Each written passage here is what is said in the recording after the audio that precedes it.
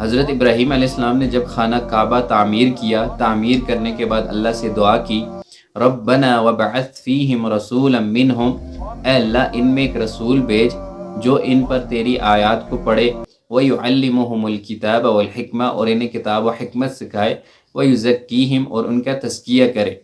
اللہ تعالیٰ سے دعا کی، اللہ تعالیٰ نے اس دعا کا جواب سورہ جمعہ میں دیا، وَالَّذِي بَعَثَ فِي الْأُمِّيِّينَ رَسُولًا مِّنْهُمْ، وہی ہے جس نے ان پڑھ لوگوں کے درمیان ایک رسول بھیجا جو ان پر آیات پڑھتا ہے، ان کا تزکیہ کرتا ہے اور انہیں کتاب و حکمت سکھاتا ہے۔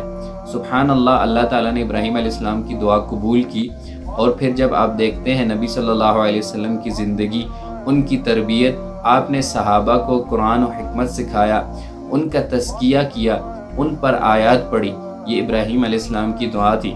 پھر کچھ عرصہ گزرتا ہے، جبرائیل علیہ السلام حضرت محمد صلی اللہ علیہ وسلم کے پاس آتے ہیں انہیں معراج پر لے جانے کے لیے۔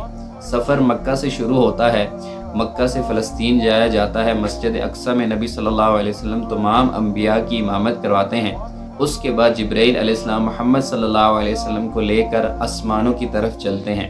سب سے پہلے حضرت آدم علیہ السلام سے ملاقات ہوتی ہے، پھر دوسرے آسمان، تیسرے آسمان، چوتھے آسمان، پانچویں آسمان، چھٹے آسمان پر مختلف انبیاء سے ملاقات ہوتی ہے۔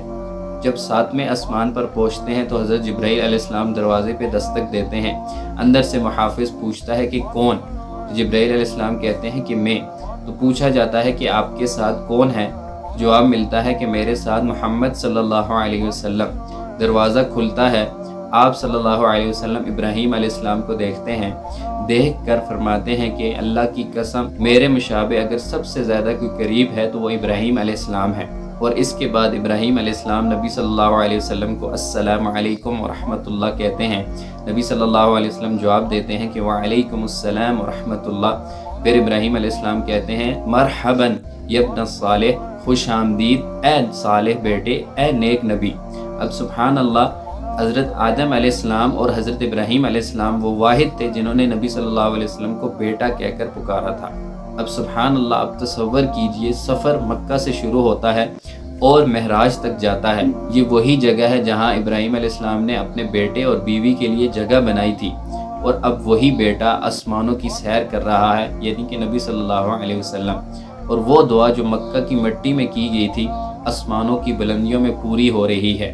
اللہ تعالیٰ سے دعا ہے کہ ہمیں حضرت ابراہیم علیہ السلام محمد صلی اللہ علیہ وسلم کی سنت پر عمل کرنے کی توفیق عطا فرمائے۔ السلام علیکم۔